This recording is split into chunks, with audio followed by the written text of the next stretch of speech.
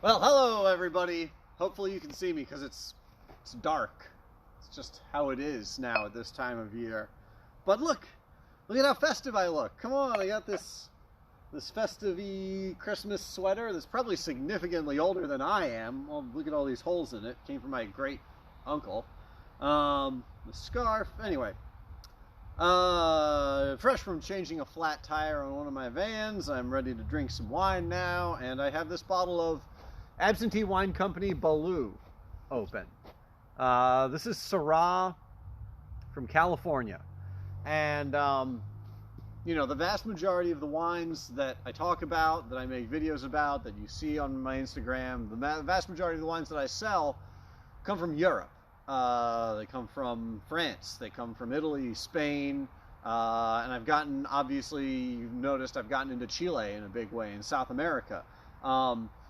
Not a ton of domestic wines that I get excited about, but there are a lot of awesome producers in California. It's kind of hard to get some of them over here on the East Coast. I'm not going to get into that. That gets into economics and logistics and a bunch of the state liquor regulation in America and stuff. Blah blah blah. Anyway, not important. Non importa. What's important here?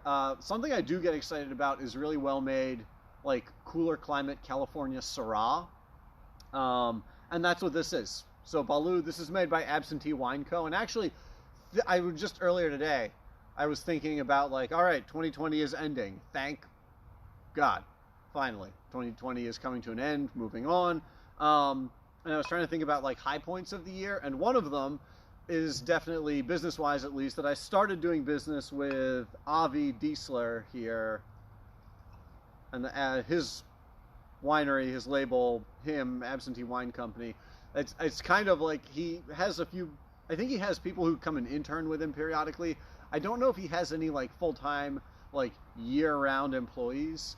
I think it's pretty much just him, sort of. So that's why I say Absentee Wine Company / just Avi Diexler. So this is Syrah that he gets from the Poor Family Vineyard in Mendocino, I want to say that is. Organically farmed, older vines. The vines are head pruned, grapes are harvested, and then they're whole cluster fermentation in barrels. So he takes the whole clusters, just shovels the fruit into these used oak barrels that he actually takes them apart when he gets them. He gets used oak barrels from other wineries, then he disassembles them and he grinds them down with an angle grinder, mills them to take off all of the used wood that has sediment and sulfur and chemicals and stuff like that from the other wineries that has gotten impregnated into the wood, grinds all that off so it's just fresh virgin wood, puts the barrel back together, and then uses it for making his wines. And he does pretty much everything he just does in barrel like that, not stainless steel tanks or fiberglass fermenters or anything like that. So this was whole clusters into a barrel and then sealed. So I don't think he's opening them up and punching them down or doing anything like that. So I think this is basically a primitive sort of semi-carbonic fermentation here. I don't actually know how long he left it in the barrel. A while. I don't know if he knows. I should ask. Anyway, eventually he opened them up and the wine was good and he bottled it. No, seriously, literally. That's actually pretty much, I think, what happened. I mean, I'm sure he was tasting and stuff, but zero additives. I believe this is zero sulfur added. I believe he's 0-0. He interned with Tony Cotori, and that's where he was already making wine and he was going down this path of getting into natural winemaking and questioning the whole industry of why do we have to add all of these things and filter and stuff, and then he worked with Tony Cotori and he was holy shit, you can actually just make wine with grapes. Smells spicy, juicy, raspberry, cherry. There's a lot of fruit, but it's not super dark heavy fruit. It's a bunch of cherry, black cherry, but Definitely also like raspberry, like vivid, fresh. It smells fun. It doesn't just smell like heavy or high alcohol.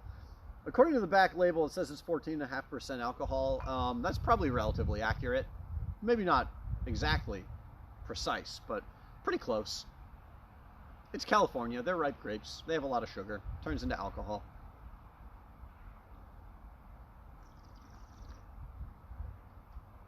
Yeah.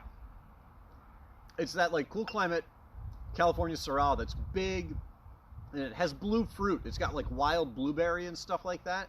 Um, it's like dense and compact, but it's also gritty, and it has acidity.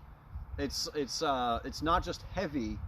It's just a very like dense red wine, and it has some spice. It has this like, not just black pepper. It's like rosemary, sage in there.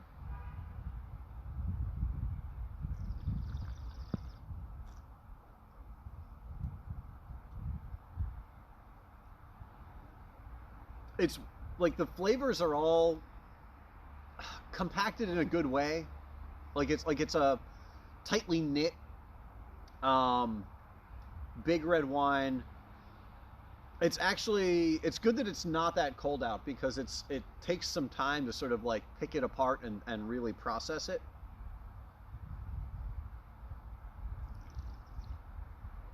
All right, cherry, raspberry, a little bit more cranberry, blueberry, still more cherry. Then you get a little bit of like a little hint of like soy sauce or something. Um, like it gets savory. There's some saltiness. There's a fair amount of like firm tannins that come in on the finish that like pull the wine together, keep it from being just fruity. Not that it's just fruity, but keep the fruit from being the dominant thing. The tannins balance the fruit pretty nicely, but it does also have acidity that keeps a lot of those fruit flavors like fresh seeming.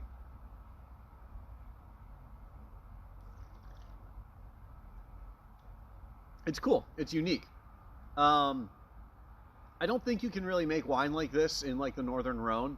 Like it's definitely identifiably Syrah. There are these like aromatic herbal blue fruit like and structural things about this wine that to me are just like scream Syrah, but it's riper and it's different. It's definitely different from any Syrah I've had from the Northern Rhone. Um, but this is great to me. This is great because it is like complex, structured, interesting wine. Uh, this is what I want Syrah to be like from California. It's not overripe. It's not too heavy. I don't really even notice the alcohol, honestly. Like not at all. It might actually be lower. It tastes like it's lower than 14.5. I'm just in love with everything that Avi makes at Absentee. Pretty much all the wines, everything that I've gotten from him, everything that I've tasted has been fantastic. And I'm really excited to be working with him. I'm really excited to be working with him directly, and I'm excited to see like where he goes and what he does, because I want to say he's only been making wine for like on his own for like 4 years or something like that. Um, so yeah, and when you're at that stage, like each vintage, you learn a lot. You try out a lot of new things. You're still like the learning curve is steep at that point. So I'm excited to see where he goes. This Syrah is really cool. This is really good. And it's like $30 a bottle, which is, honestly, for what this is, this thing that was handmade by one guy, it's a pretty good deal. So, this or really anything else that you can find from Avi, from the Absentee Wine Company, very, very worth checking out. That's it. Thank you. I will see you later.